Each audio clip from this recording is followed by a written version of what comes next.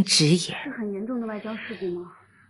皇上又如何？包括器物都是随行的安保人员提前带。皇上难道不是父母所生？是不让别人收集到王子 DNA。我为他饱尝10月怀胎之苦，为他受尽牵肠挂肚之痛，所以这次的事情真的很严重吗？为他遭人陷害，打入冷宫，为他先皇下旨，白绫赐死，为他流落街头，忍辱偷生。你就不能有1分钟的犹豫的吗？为他流干了眼泪，哭瞎了双眼。而他明知道我是他的亲生母亲，明知道我在府衙殷切期盼，他却不飞奔而来母子团圆，反而在那犹豫不决，左右为难。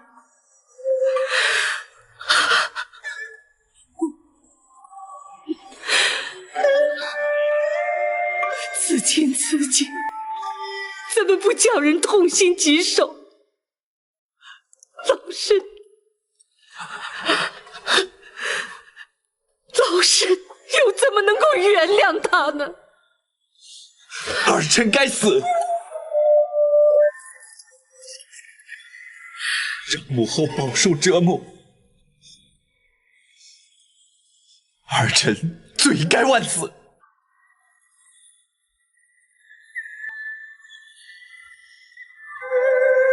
儿臣即便不能得到母后的宽恕，也请母后睁开眼睛，看看儿臣，看看儿臣和20年前在冷宫相遇时有何不同，看看儿臣与先皇有几分神似。母后，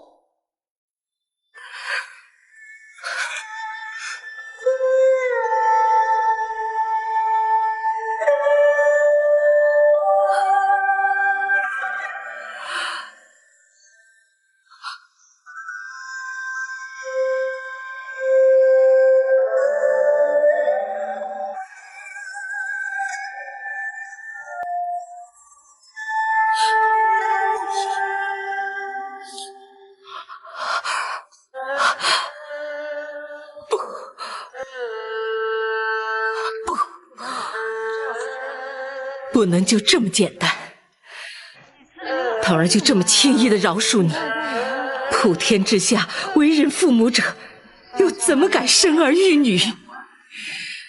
这人伦2字，岂非荡然无存？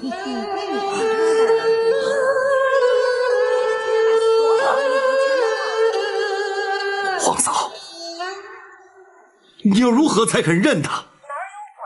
要如何责罚他？你才肯原谅他？儿臣愿意接受母后任何惩罚。在母子相认之前，老身只是一介平民。包大人，包拯在。倘若民间百姓犯了不孝之罪，该是如何惩罚？娘娘，不论如何惩罚，若要想老身认他，除非包大人先依法办他个不孝之罪。宝琴不得推脱，朕命你立即升堂，将这一不孝之罪究办，不得有误。人家古装司令臣全拿手帕定的，只要有手帕，臣遵旨。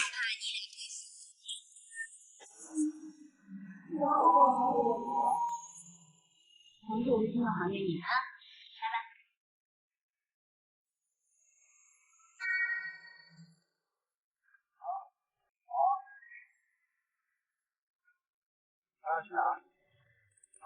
这的确是本府自入世以来从来没有遇见过的难题，也是自古以来从未出现过的情景。大人真的无法推辞吗？无法推辞。如今这控子不孝之案，本府已是奉旨升堂，不可不报。太后是原告，皇上是被告。大人这主审官的确是前无古人后无来者。展护卫似乎不以为怪，想必有所看法。属下不如大人有多年办案经验，也不如公孙先生熟知律法行门。然而却知太后娘娘心中所想。哦，本府愿闻其详。娘娘与天下为人母者并无不同，口中要办皇上不孝之罪，心中却必定舍不得。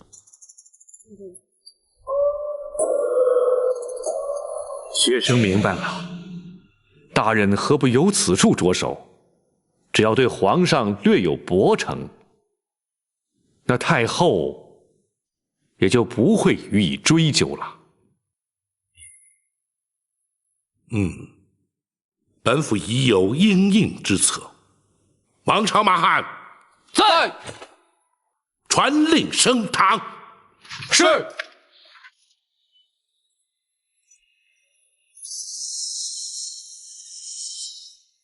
开封府福营包拯叩见皇上。平身。谢皇上。叩见娘娘王爷。谢娘娘。来人呐！在。升堂。是。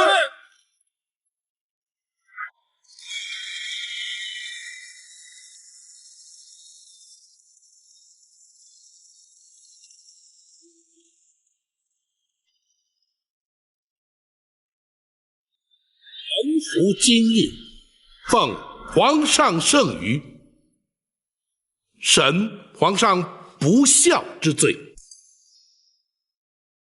虽然由古至今，自有行制以来，从未听闻以臣审君之说。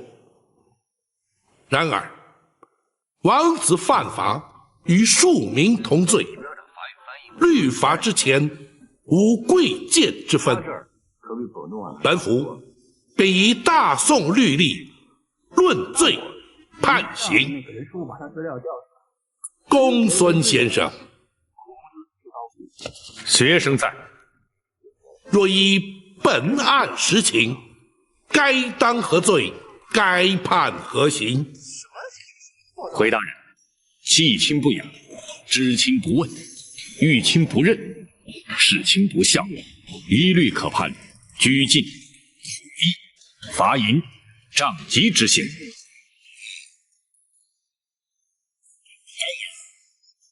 不知者不敬，无心者轻判。本府横情度理，依法判处杖刑20。包大人，包大人，自古岂有臣打君之理？本府也知，绝无以臣打君之理。然而，本府乃是奉旨而行。包大人，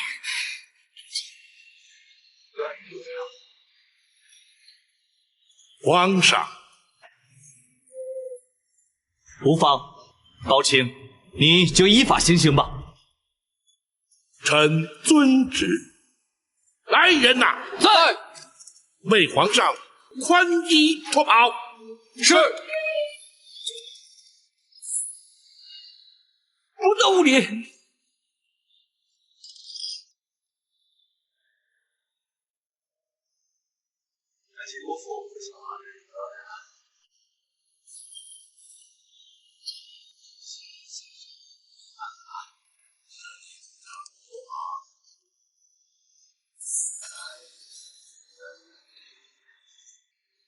斩护卫，属下在。待本府行刑。遵命。自古以来，臣不打君，本府奉旨，不得不打。王朝马汉灯笼照虎，在。将龙袍押上堂来。是。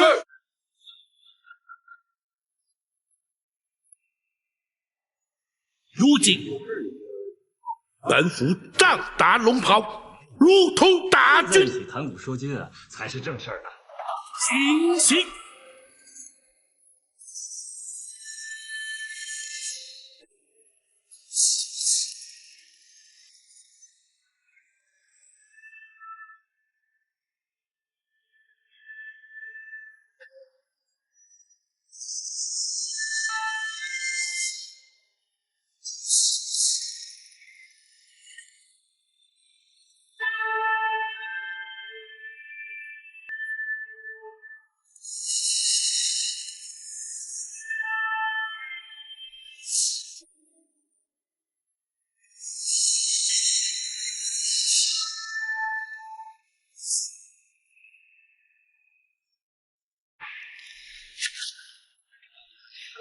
若非包青机智，恐怕朕要出尝这杖刑的滋味了。臣万万不敢。皇上，白玉堂入宫盗佩，只是一时冲动。如今他已经将功补过，还请皇上特赦免罚。那是当然，太后与亚父受他保护，足以将功折罪。谢皇上。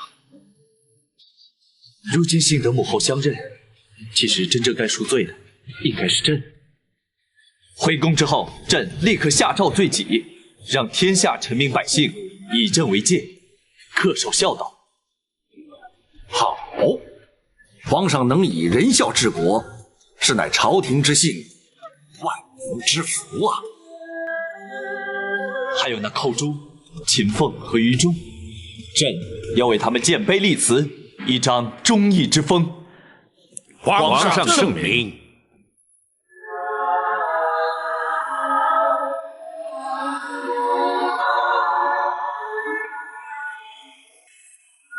真稀罕，错的总会被看到，不需要几句容易的知道。真承诺，友谊才是宝，将多人情冷暖最明了。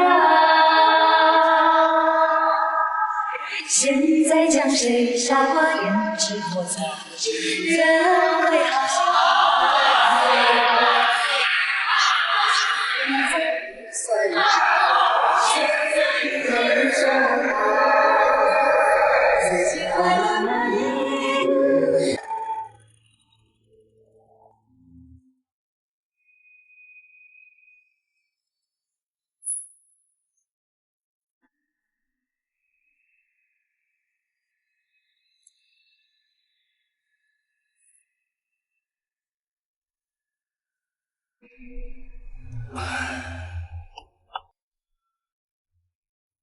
朱笔一勾，就是一条人命。小小一管竹笔，如今却重逾千斤，怎不叫人喟叹呢？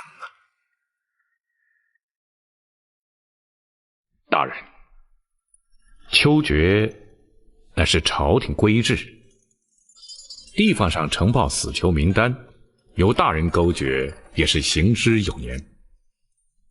纵使大人心怀不忍，也只能依法行事了。可是人命关天呐！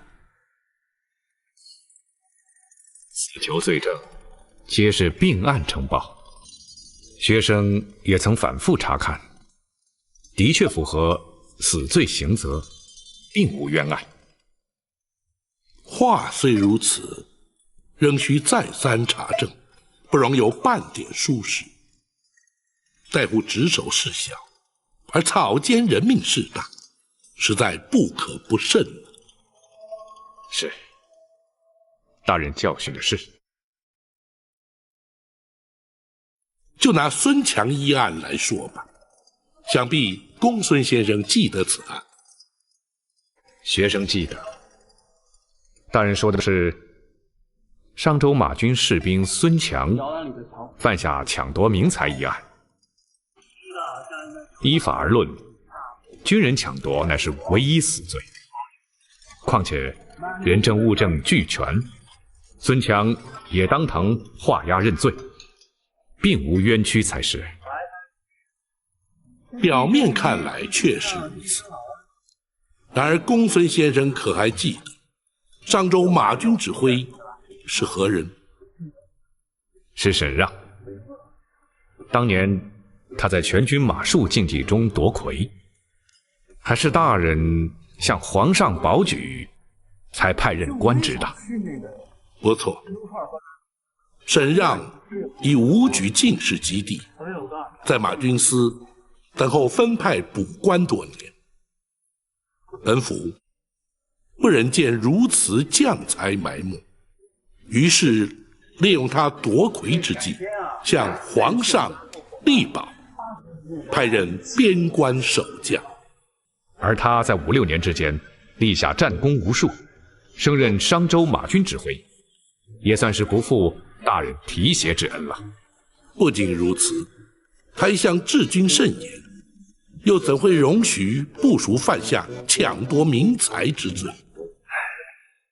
大人，龙生九子，尚且各自不同，更何况商州马军所辖士兵不下数千，难免会有少数害群之马。沈让治军再严，恐怕也无法面面俱到啊。此案虽然证据确凿，然而未见犯案动机，原因又何在？或许他只是见财起意，动了贪念。不，被抢的财物价值不高，又何必冒死犯案？但其实就是不舍，这其中的内情绝不单纯。又不舍得扔掉烂在树上。大人说的是，所以就把这个土。大人可要前往商州去查看？此案虽小，却人命关天。本府明日就出京，亲自前去查个明白。学生立刻安排。大人，可要通知展护卫？也好，让他前往商州会合。是。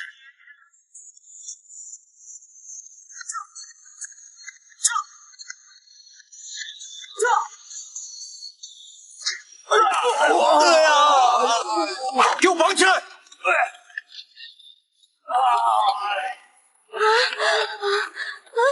小姐怎么办呀？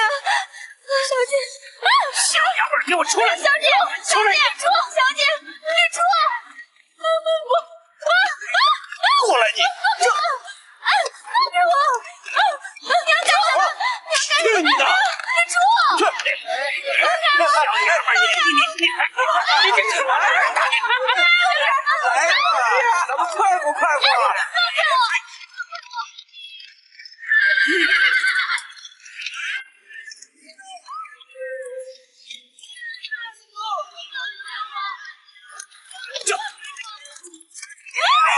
小姐，救命啊！救命！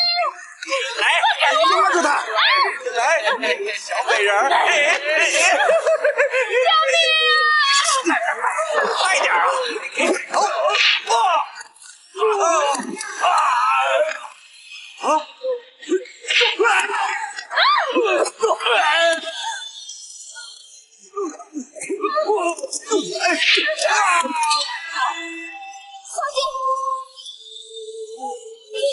你竟然是……怎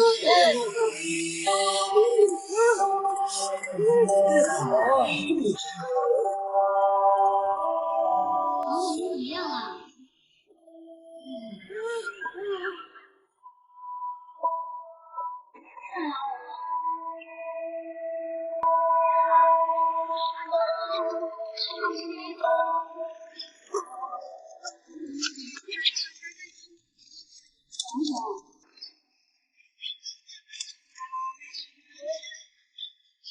别让任何人接近。是。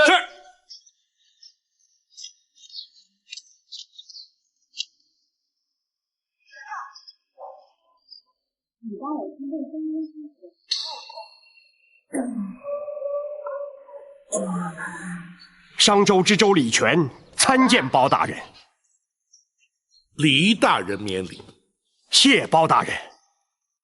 程主任，王总。本府循例前来商州查访民情，李大人就无需多加招呼，尽管匆忙去吧。不，商州隶属开封府管辖，包大人是下官的直属上司，下官岂敢怠慢呢？若有涉及地方官府之事，本府自会知会李大人，不必因本府前来而影响州衙公事，否则岂非造成地方困扰？那就非本府之本意了。是，不过这驿馆设备简陋，还请包大人移驾州衙，住得安实些。驿馆之设本为了便于往来官员暂住，何来简陋之说？莫非州衙之中要比驿馆奢华许多不成？不是，下官只是想能就近向包大人请益，没有别的意思。下官已备下酒宴，晚间为包大人接风洗尘，请包大人务必赏脸。驿馆之中自有餐饮，就不必麻烦了。那怎么行啊？驿馆之中的餐饮都是些粗食啊。粗食又如何？他人吃得，难道本府就吃不得？当然，包大人廉洁简朴，世人皆知。下官只是想略表心意，同时还邀请了几位地方士绅作陪，也好让他们能够瞻仰包大人的风采呀。李大人，本府向来不做无谓应酬。李大人，大人车马劳顿，需要休息，李大人还是匆忙去吧。是，不敢打扰包大人，下官告退。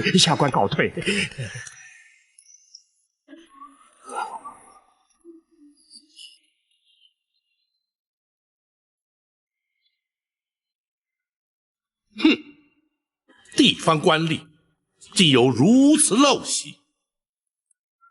大人无需介怀，有时地方官吏也是情非得已，尤其一些所谓的京畿大员，到了地方难免会有些虚索，他们也不得不加以应付。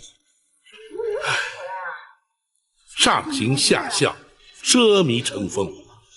倘若官场之中尽皆如此，岂不令人忧心？拍戏啊！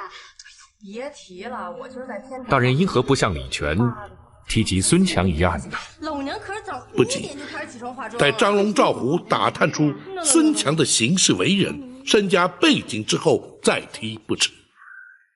是。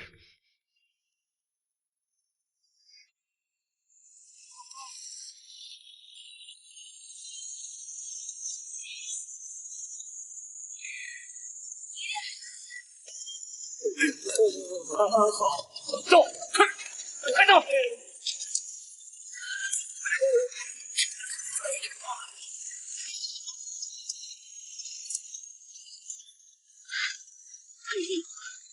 喂，我家小姐想知道你是干什么的。在下只是凑巧路过。哎，你这个人怎么这个样子呢？难道你的身份就这么神秘吗？玉珠，算了，他不想说，你何必勉强他吗？是，小姐。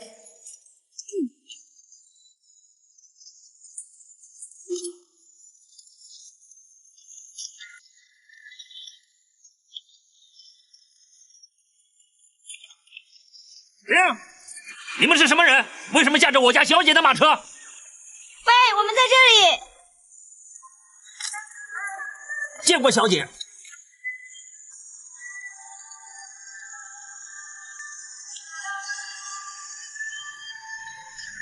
他们是来接你的。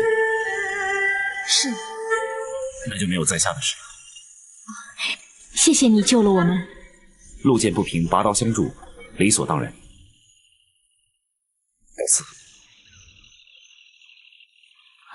我叫小蝶，请问公子怎么称呼？萍水相逢，又何须互通姓名呢？保重。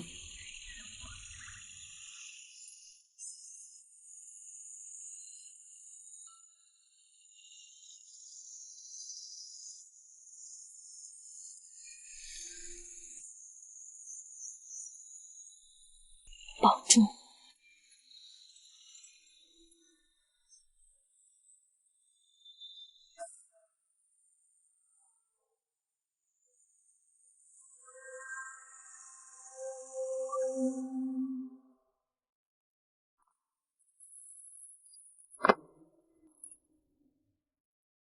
大人，属下来迟，还请大人恕罪。不，本府临时起意，仓促成行前来商州，倒是打扰了展护卫在陷空岛做客啊。陷空岛无属皆是江湖豪杰，热情邀约，展昭只怕耽误了大人的公事。倒也无妨，商州乃是开封府辖地，本府例行查访本无大事。只是一名秋决人犯孙强所犯之案尚有些疑点，有待厘清。可有属下效力之处？张龙、赵虎已去坊间打探消息，回报之后，再请大人做定夺。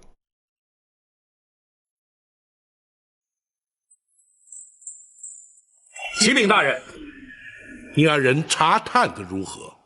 商州的百姓对孙强被判死刑都不忍心。这却为何？因为孙强是人人皆知的一位孝子。他的孝子之名是由何而来？回大人，孙强尚未娶妻，家中只有一位年迈的老母与其相依为命，每月所领的军中饷俸全都孝敬老母，而他自己的生活却十分的简朴。那他怎会犯下抢夺民财之罪？回大人，那就没人知道了。自古以来，忠臣出于孝子之门。那孙强既是孝子，又怎会做出违法之事？这其中必有隐情。大人可要传李全前来问话？不，暂且不动声色。明日一早，本府直去州衙质问于他。展护卫在，你无需前往州衙。明日你率张龙、赵虎前去探望孙强寡母，待本府稍加抚慰。同时探探知州李全政绩如何，商州军民之间相处如何，有无特殊势力？是。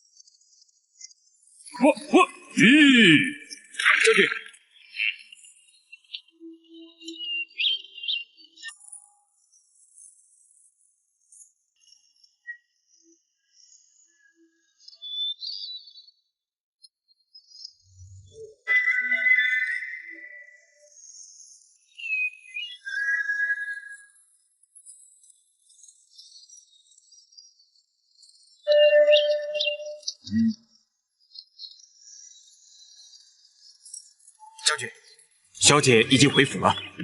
回来了就好。不过，小姐在路上遇到了强盗。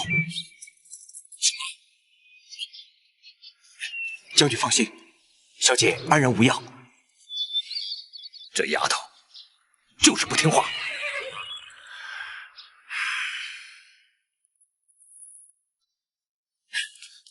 哥，你就别生气了嘛。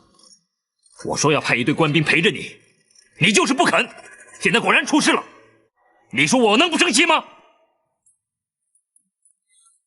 我去庙里上香，还要劳师动众的，总是不好吗？你还敢说？要不是有人拔刀相助，你早就被那伙强盗掳走了。那时候，你要我怎么办？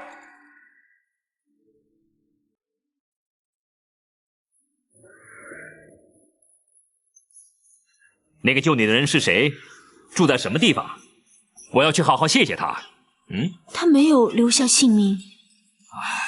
他是你的救命恩人，你怎么能不问清楚呢？小姐问过了，可是那个人就是不肯说，而且态度傲慢极了。要不是他救了小姐呀，我一定会狠狠骂他几句。绿珠又胡说。这回是你运气好，以后一定要听话，知道吗？是，沈将军。这里是商州，如果连你都出了事，我这商州马军指挥岂不是丢人丢大了吗？哥，原来我的安全还没有你的面子重要啊！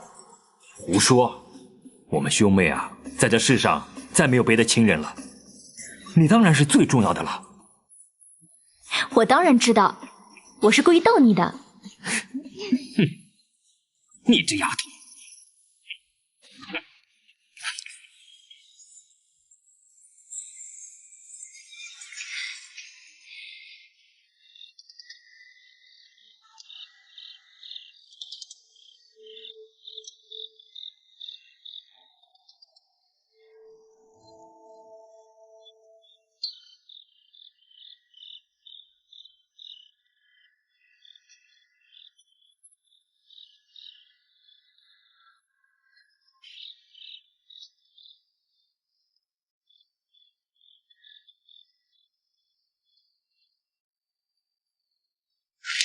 来，我的！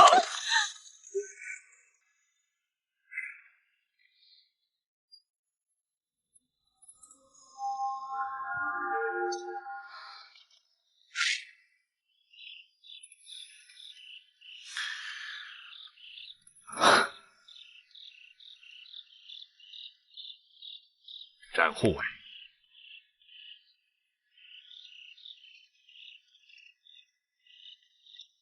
展护卫，公孙先生，大人交代，明日带点安家费给孙强寡母，我已交给赵护，展护卫莫要忘了此事。我知道。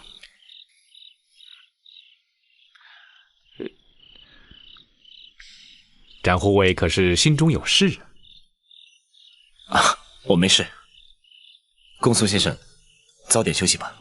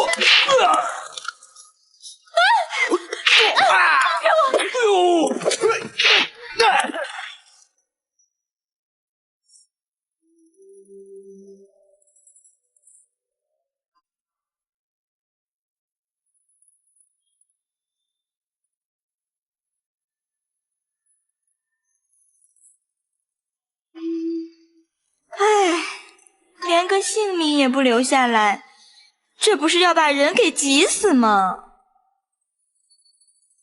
你在说什么呢？我呀，在说一个让人又气又想的人呀。谁呀？你在说谁呀？小姐，你在想谁呀？臭丫头，你再胡说！哎，我可没有胡说。小姐呀，一定是在想那位路见不平、拔刀相助的救命恩人。谁说的？哎，萍水相逢，非亲非故，人家救了我们，想想该怎样报答人家，并没有错呀。话是没有错，可是恐怕永远也不可能再见面了。那可不一定，小姐呀，可以再去庙里求求菩萨，心诚则灵嘛，菩萨一定会保佑小姐再和他见面的。我可不指望菩萨，我去庙里只求个心安。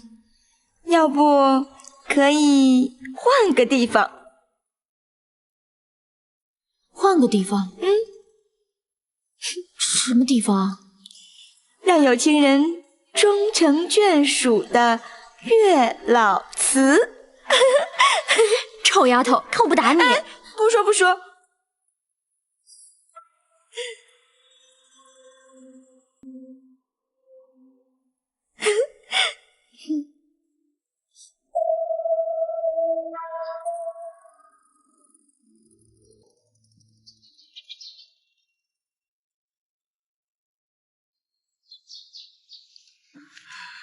包大人，你是要重审孙强一案？不错。可是孙强已经认罪了呀。然而本府却认为其中另有蹊跷。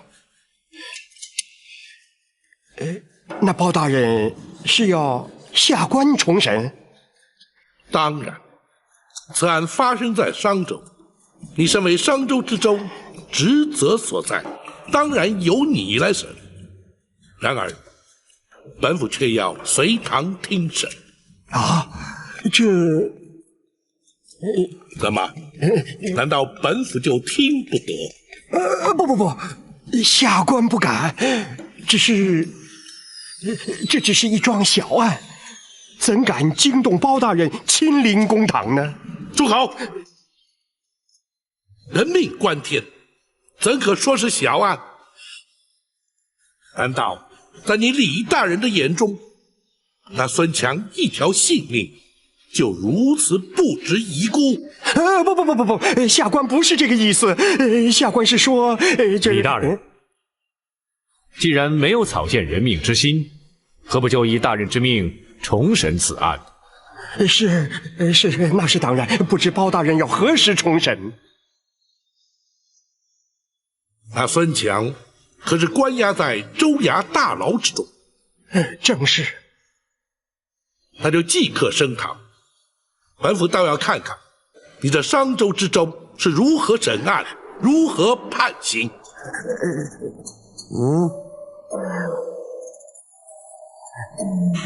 是，下官遵命。包大人，请。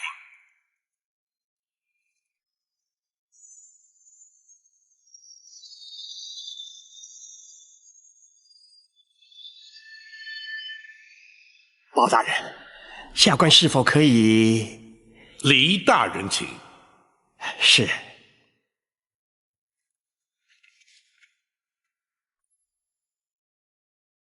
带人犯孙强。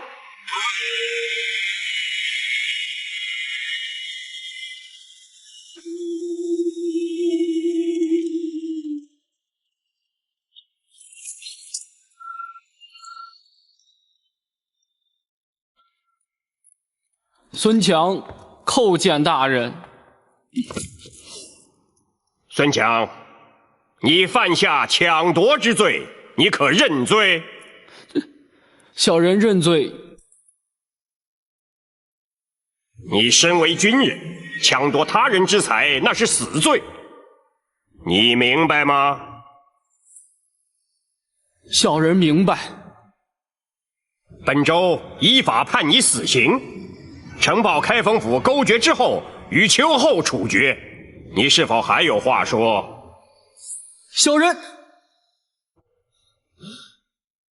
小人无话可说。好，那你就在大牢之中等候批复。来人！大人，把孙强还押大牢。是。且慢。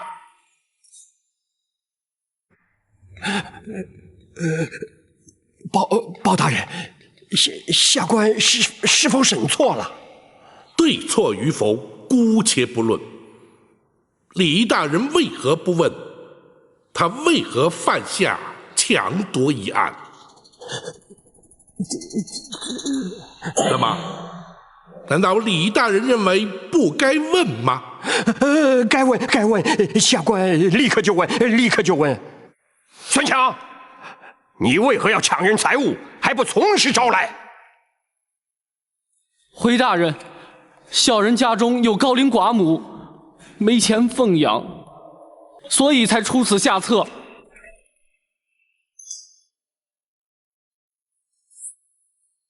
胡说！你既然人在军中，就有军中的粮饷，又怎么会没钱呢？大人，军中已有半年，只发粮不发饷了。岂有此理！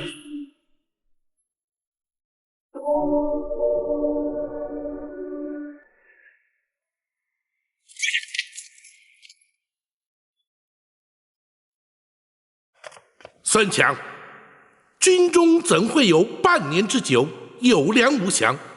你且细说明白。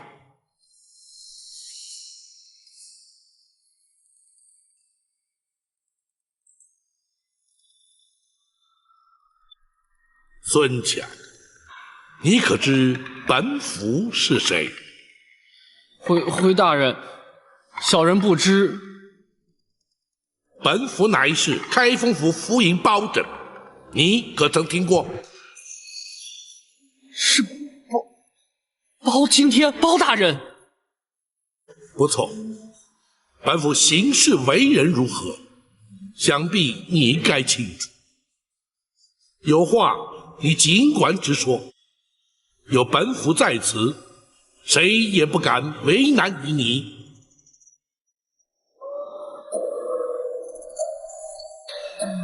孙强，包大人的话你都听到了吧？还不快回话！是，回包大人。小人隶属商州马军左卫营，全营官兵的确有半年没有发放饷银了。你营中官长又是作何解释？据他们说，是朝廷延误发放的。胡说！延发军饷如同延误军机，依法论罪是死罪一条，谁敢延误？你不可信口胡说！回包大人，小人说的全部都是实情，杨指挥的确是这么说的，全营官兵都可以作证。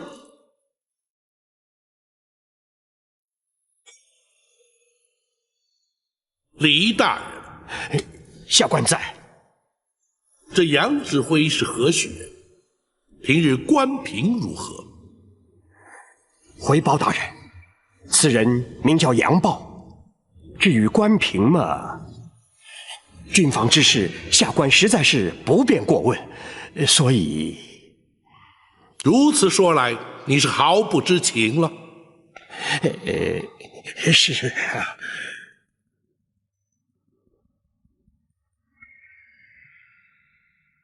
孙强，无论你是为了什么理由犯下强案，违法犯罪却是事实，你可明白？小人明白。李大人，下官在。研发军饷的真情如何？本府自会查明。你且先将孙强收押看管，听候本府裁夺。来人！大人，把孙强押回大牢。是。李大人，研发军饷足以动摇军心，甚至造成兵变。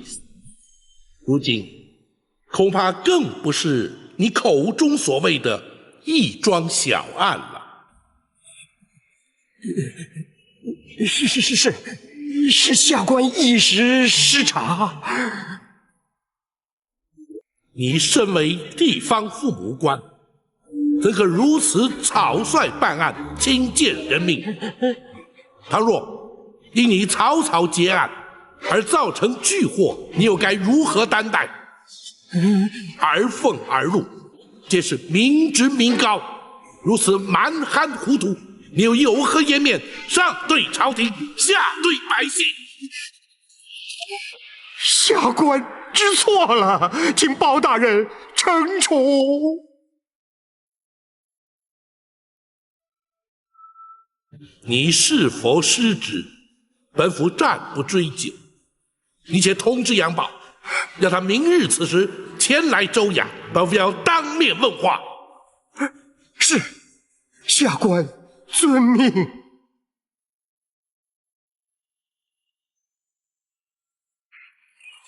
小姐好威武哦，好棒好棒！哦，小姐真漂亮，小姐太棒了！哦，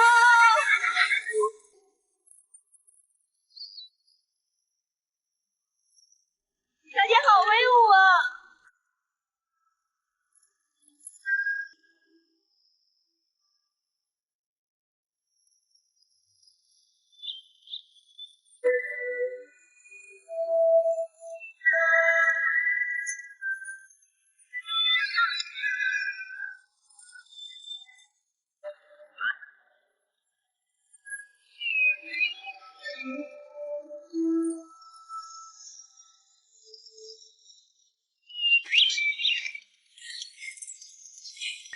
小姐，你在马上的英姿好威武哦！如果再换上军装的话，就像驰骋疆场的女将军。瞎说，什么驰骋疆场？就这么慢慢的走，都快把我吓死了。幸好骑的是白龙，要是别的马，我才不敢上去呢。哥，白龙是无可替代的，他们都是。哥，我看你疼这些马的程度都超过疼我了。不，你永远是排第一位的。将来，白龙都是你的嫁妆。哥，我的宝贝妹妹啊，是天生的美人坯子，英雄配美人，宝马赠英雄。能得到我们小蝶青睐的，绝对是个英雄。如果跟着他，相信也不会辱没了白龙。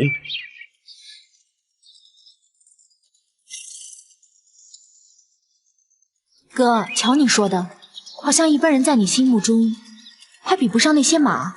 当然比不过，和他们比起来，天底下其他人其他事都变得不重要了。将军，这么漂亮的马一定很贵吧？当然，甚至可以说是无价之宝。不过这些都是军马，幸亏我是马军指挥，才有这个机缘拥有它们。绿珠，先陪小姐回府。今天在外面待得太久了，小姐身体会吃不消的。哥，你以为我是纸做的呀？我倒希望能够每天出门，一直闷在家里，没病也闷出病来了。好了好了，日后再说吧。武进在，送小姐回府。是，小姐请。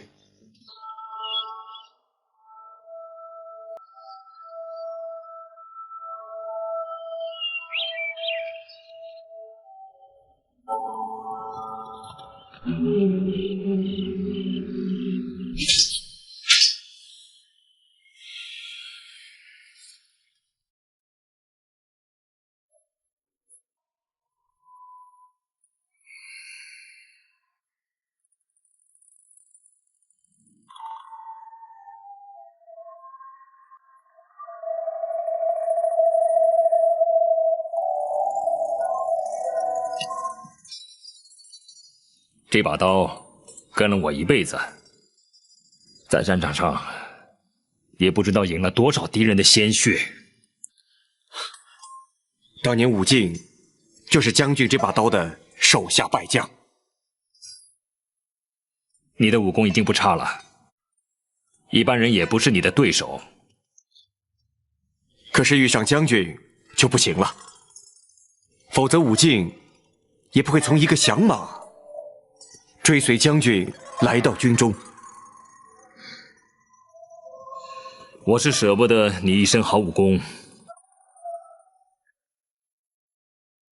沦落成拦路打劫的响马，太不值得了。若不是将军维护，武敬当年早已被依法斩首。哎，以后不要再提这件事。军中没有人知道你过去的身份，万一被查起来，总是麻烦。是。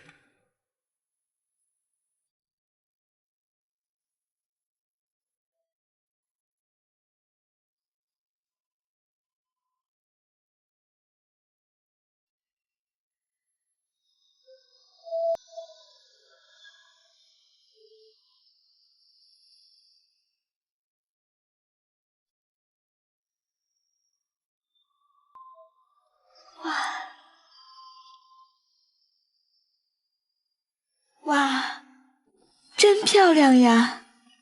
这两只蝴蝶像是活的一样。小姐，这个画儿有名字吗？你可以叫它蝶舞。蝶舞，两只蝴蝶在跳舞。一只是雌的，一只是雄的。小姐的名字里有个蝶字，那么这只雌的一定是小姐了。那雄的呢？小姐，你肯定心里没有想着什么人吗？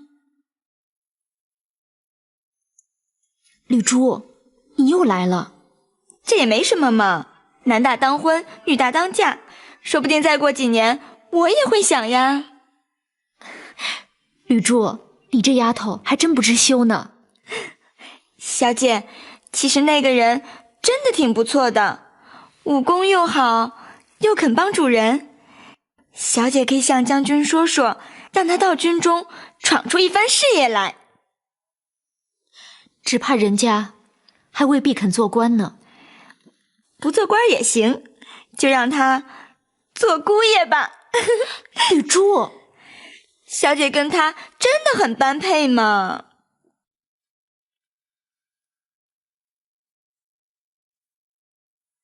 你明明知道我不能。小姐，我不是故意让你难过的。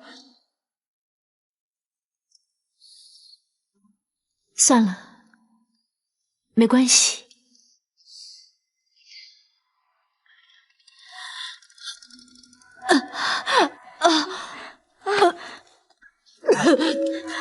小姐，小姐，小姐！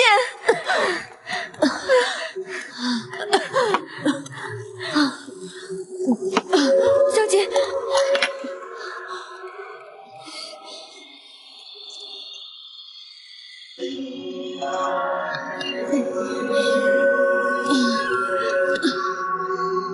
小姐，你先忍一忍，很快就会发挥药效的。没事，没事。小姐，你这个病就真的治不好了吗？从小带来的病，几乎看遍了所有的大夫，这是迟早的事。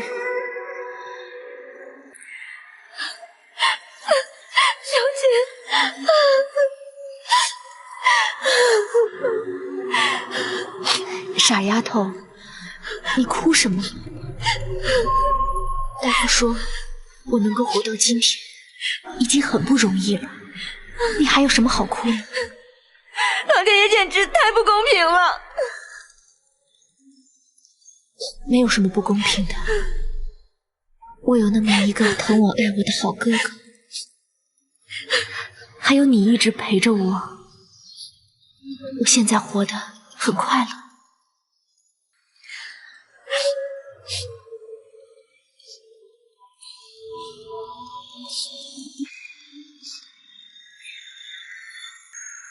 呀，小姐，花都弄脏了，这怎么办呀？别管它，脏了就扔了吧。那多可惜呀，这刚刚画好的花。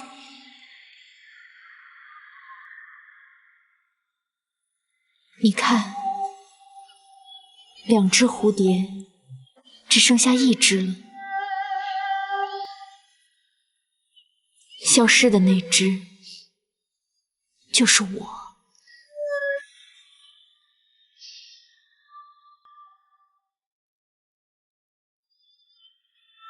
你说，我心里能有人吗？小姐，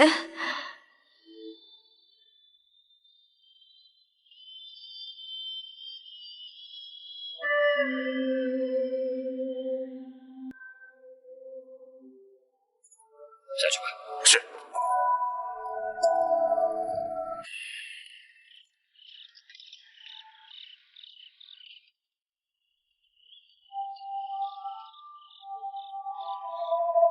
将军，小姐睡了吗？是。你哭过了。将军，小姐的病就真的治不好了吗？怎么，她的病又犯了吗？而且又吐血了。真是苦了她了。将军，就真的没有一个大夫能治得好小姐的病吗？什么大夫都试过了。看着小姐整天忍受这种痛苦，我真的恨不得能替她承受。你好好照顾她就行了，而且尽量让她快乐一点。大夫说，她随时可能